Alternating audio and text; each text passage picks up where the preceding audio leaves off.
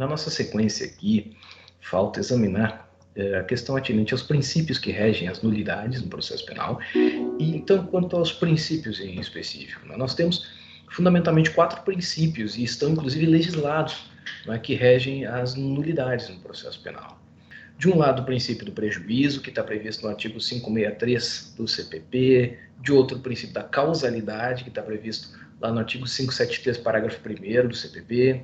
O princípio do interesse, que é o terceiro, o princípio do interesse, que está previsto expressamente no 565 do CPP. E o chamado princípio da convalidação, que é o quarto princípio, que está previsto lá no artigo 571 do CPP. O princípio do prejuízo, ele basicamente é um princípio de origem francesa, que está consubstanciado na expressão pas de nullité sans grief.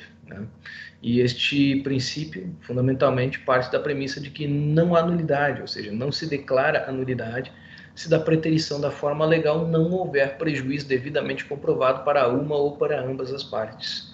De tal modo que a demonstração do prejuízo ela se faz pelo raciocínio ou pelos meios ordinários de prova, ou seja, é necessário que o interessado ele demonstre argumentativamente ao julgador qual foi o gravame, o prejuízo sofrido em face do ato, do procedimento ou do processo, eivado de vício e, portanto, é passível de nulidade, e ao mesmo tempo isso seja não só demonstrado argumentativamente, como também probatoriamente, certo?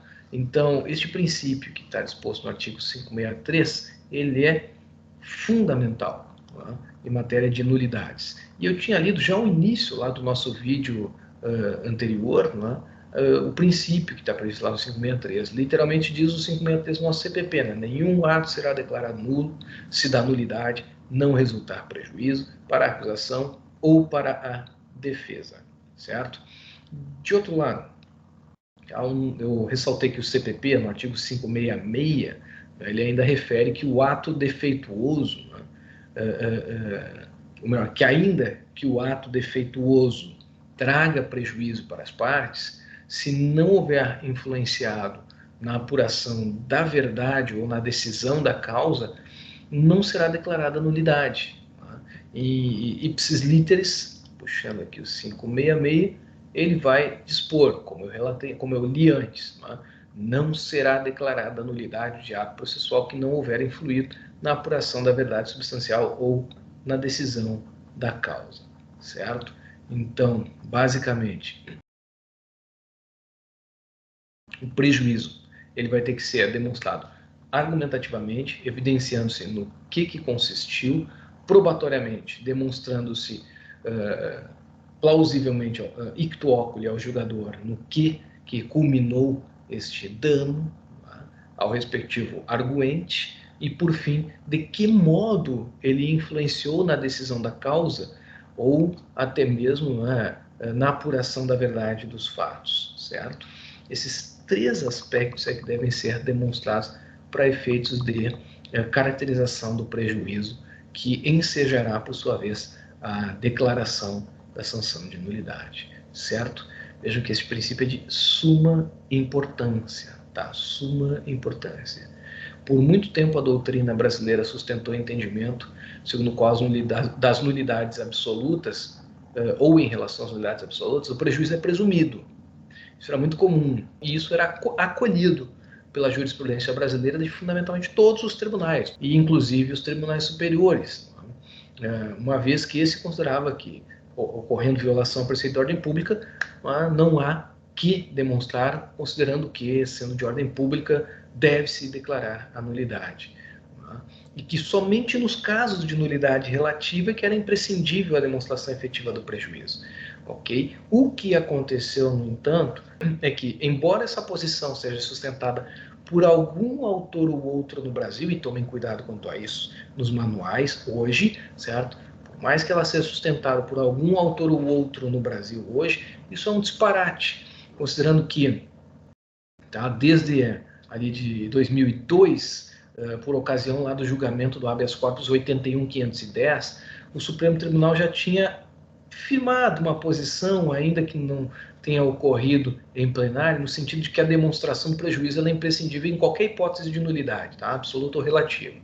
Essa posição acabou sendo manifestada depois, em 2005, novamente, por ocasião do julgamento do habeas corpus número 85.155, certo? Ali, o Supremo referiu que a demonstração do prejuízo a teor do disposto no artigo 563 do CPP, né, é essencial à alegação da nulidade, seja ela relativa ou absoluta, uma vez que, conforme já tinha decidido o tribunal anteriormente, no habeas corpus que eu mencionei, o 81.510, o âmbito normativo do dogma fundamental da disciplina das nulidades, do pas de nullité sanguière, né, compreende nulidades absolutas. Né? E no ano de 2009, veio mais uma manifestação do Supremo por ocasião do julgamento do habeas corpus 82.899. Só que a posição só foi consolidada em plenário, por consequência representando a posição da Corte, por ocasião do julgamento do habeas corpus 116.132. Tá? Então, apesar do entendimento doutrinário, a jurisprudência predominante hoje no STF e STJ segue no sentido de que, no caso de nulidade tanto relativa quanto absoluta, é imprescindível a demonstração do prejuízo sofrido a fim de que se declare a nulidade. Por consequência, este princípio que eu acabei de mencionar, que é o do prejuízo, ele se aplica em relação a ambas as hipóteses de nulidades, absolutas e relativas, certo? O segundo princípio, o da causalidade, que está previsto no artigo 573, parágrafo 1º, ele estabelece fundamentalmente que os atos que dependerem diretamente daqueles que forem declarados nulos, assim também o serão. Em outras palavras, há uma relação de causalidade entre o ato que foi declarado nulo e o outro ato superveniente. Se houver, a declaração da nulidade do primeiro ato culminará na declaração de nulidade do segundo, uma vez que ocorre uma transferência de vício ao ato secundário, por depender, evidentemente, ou estar causalmente relacionado com o primeiro. Um exemplo que eu posso dar para vocês é da própria sentença condenatória, na mesma linha da decisão que eu mencionei antes para vocês, naquela hipótese da pronúncia. Se a sentença condenatória que decretou a prisão for considerada nula, tá, anulado também deve ser o mandado de prisão que foi expedido em consequência da sentença condenatória, certo? Por ser um ato dela consequente, tá, ou consequente dela. Tá? Mas, de outro lado, se a decretação, se ela se der antes da prolação da sentença, certo? A prisão subsiste, porque não estava causalmente ligada à sentença. Entenderam a lógica? Tá? Como no primeiro exemplo que eu dei, a prisão está causalmente ligada ao ato de prolação da sentença, a prisão também, a expedição do mandado de prisão também deve ser anulada se a sentença assim for. De outra sorte, se a prisão foi decretada previamente, independentemente da sentença, e a sentença foi anulada, não afeta em nada a prisão. Certo? Está aí o princípio da causalidade. O artigo 573, parágrafo 1º, ele vai dispor lá expressamente, no sentido que eu coloquei: a nulidade de um ato, uma vez declarada, causará a dos atos que dele diretamente dependam ou sejam consequência. Certo? Está aí o princípio da causalidade. Nosso terceiro princípio é o princípio do interesse. Do interesse, que tem seu embasamento legal lá no artigo 565 do CPP, certo? Este princípio, ele estabelece que para invocar nulidade, é imprescindível que a parte que fizer não tenha, com comportamento seu, ativo ou então por omissão, dado motivo à nulidade, e nem mesmo contribuído, certo? Se a parte contribuiu ou então praticou algum ato positivo ou uma omissão que, de algum modo, deu motivo à eiva de vício de um ato, do procedimento, culminando numa provável nulidade, ele não será declarado nulo por força do princípio do interesse. O 565 vai dispor expressamente: nenhuma das partes poderá arguir nulidade a que haja dado causa, ou para quem tenha concorrido, ou para que tenha concorrido, ou referente à formalidade cuja observância só à parte contrária interesse, não é? Certo? Está aí o princípio do interesse e o seu embasamento no artigo 565.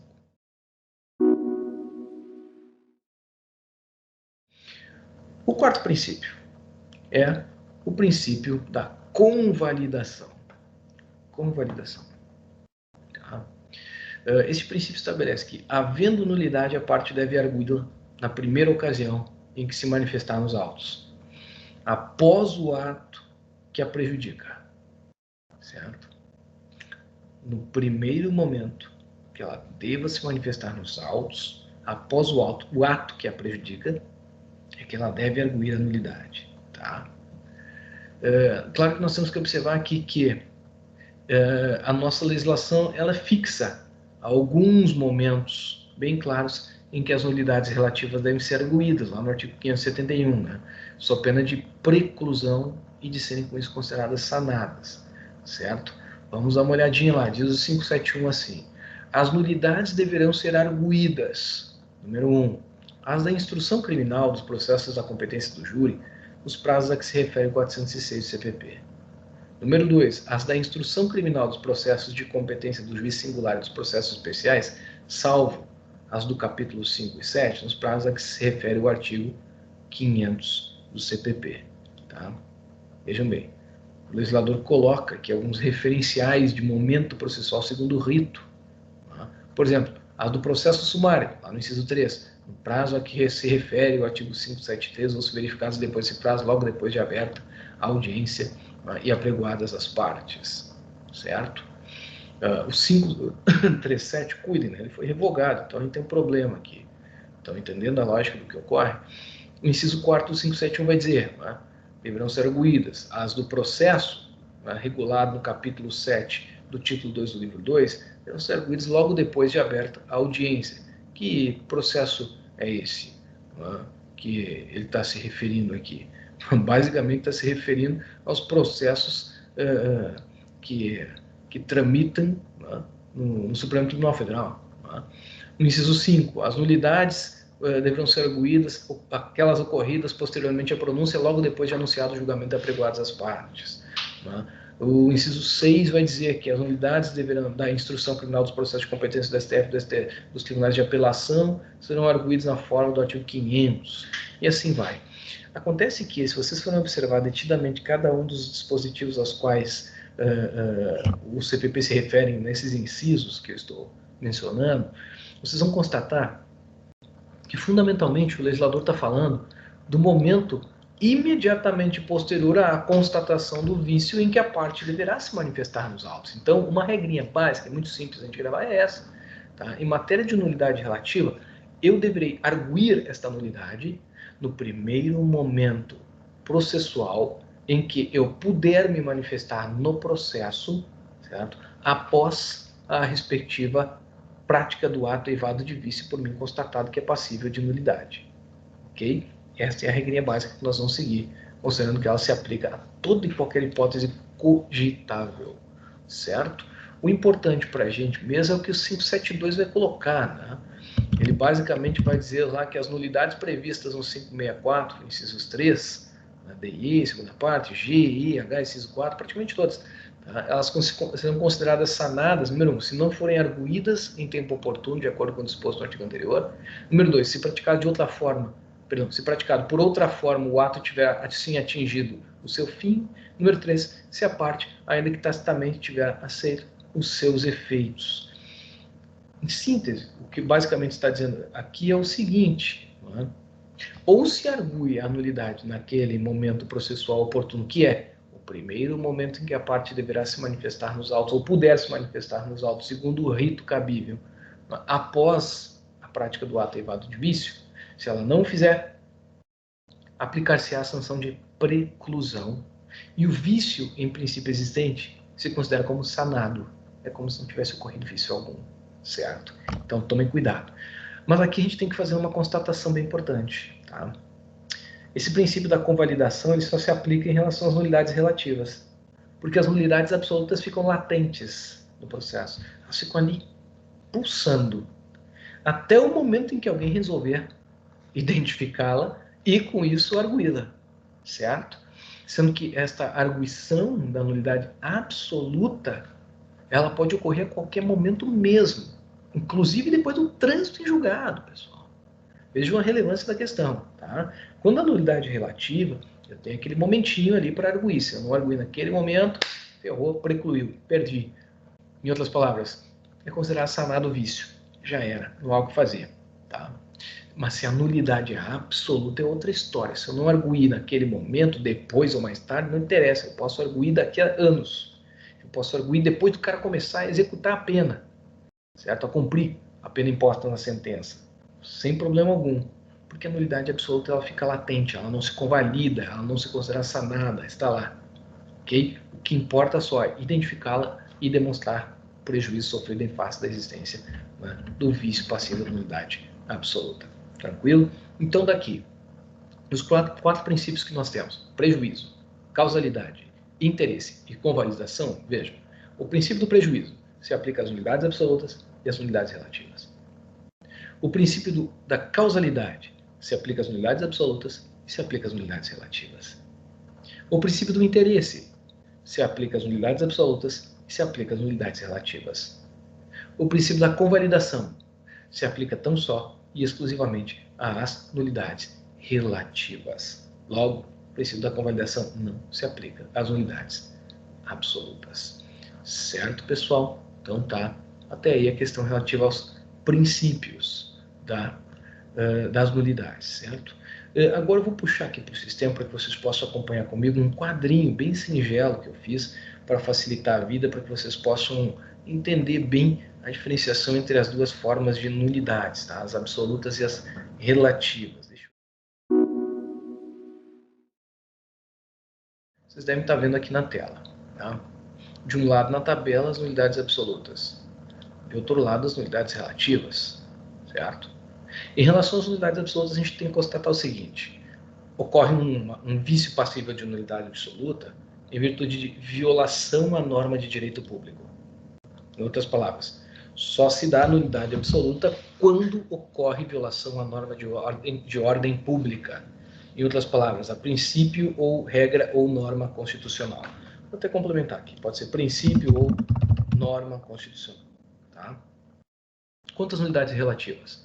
Elas se dão em face da violação a uma norma legal, infraconstitucional. Isso aqui é importante.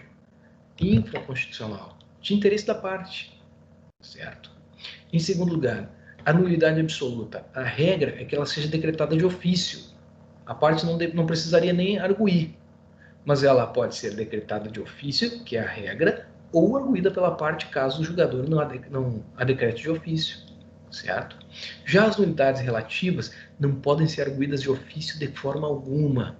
Não se admite de maneira alguma que em relação a uma nulidade relativa o juiz decrete de ofício, certo? Porque não se trata aqui de um interesse de ordem público. Aqui, na realidade, elas só podem ser decretadas em face do impulso da parte mediante demonstração do respectivo prejuízo no momento oportuno, certo? Então tá aqui, só podem ser decretadas a pedido da parte. Terceiro, quanto às nulidades absolutas? A nulidade absoluta não convalesce, jamais. Acabei de mencionar isso. O vício não pode ser sanado, logo ele permanece latente, praticamente ad perpetuum, certo? Ao passo que nas nulidades relativas, o silêncio da parte faz com que o vício seja considerado sanado. Em outras palavras, se não é arguída a nulidade demonstrado prejuízo, naquele momento que a lei estabelece como sendo oportuno, que é o primeiro momento a se manifestar nos nossos processos, certo? Após a prática do ato eivado de vício, se considera sanado. Ok? Em quarto lugar, a nulidade absoluta ela pode ser arguída a qualquer tempo, portanto, ela não se sujeita à preclusão. De outro lado, a nulidade relativa, ela deve ser arguída, como eu acabei de mencionar, pela terceira ou quarta vez. Deve ser arguída em momento oportuno, se ela não for alegada no prazo legal, ou no momento, vamos colocar assim, no momento legal. Tá? Elas convalescem, a nulidade relativa convalesce. Falei aqui no singular, convalesce, ou seja, o ato processual surte o seu efeito regularmente, como se ele não estivesse eivado de vício, certo? Por último, quanto à nulidade absoluta, a jurisprudência do Supremo, como eu mencionei para vocês, firmou entendimento no sentido de que o prejuízo deve ser demonstrado, decorrência do HC número 116.132, e foi julgado em plenário do Supremo. O prejuízo nas nulidades relativas, da mesma forma, deve ser sempre efetivamente demonstrado. Então, aqui, as duas hipóteses de nulidade coincidem, certo? De outro lado, quanto à nulidade absoluta, as partes não podem dispor dessa nulidade. Ela é prescrita em atenção ao interesse público. Em outras palavras, eu não posso simplesmente, por força de um interesse pessoal, dispor desta nulidade, ou seja, deixar de arguí-la por um interesse particular, por ser justamente prescrita em atenção ao interesse público. Já a nulidade relativa, tá, ela não pode ser oposta por quem lhe deu causa. É o princípio do interesse, certo? No mesmo sentido aqui, o que se quer dizer que, no caso das nulidades absolutas, a parte não pode dispor, fundamentalmente ela não pode opor-se, na realidade ela deu causa, ela é prescrita em atenção ao interesse público, certo? Então, há na realidade uma conturbação da ordem pública, por essa razão que o princípio do interesse imperará aqui também na nulidade absoluta. Então tá, pessoal. Basicamente eram esses os aspectos essenciais que eu queria colocar para vocês a respeito das nulidades.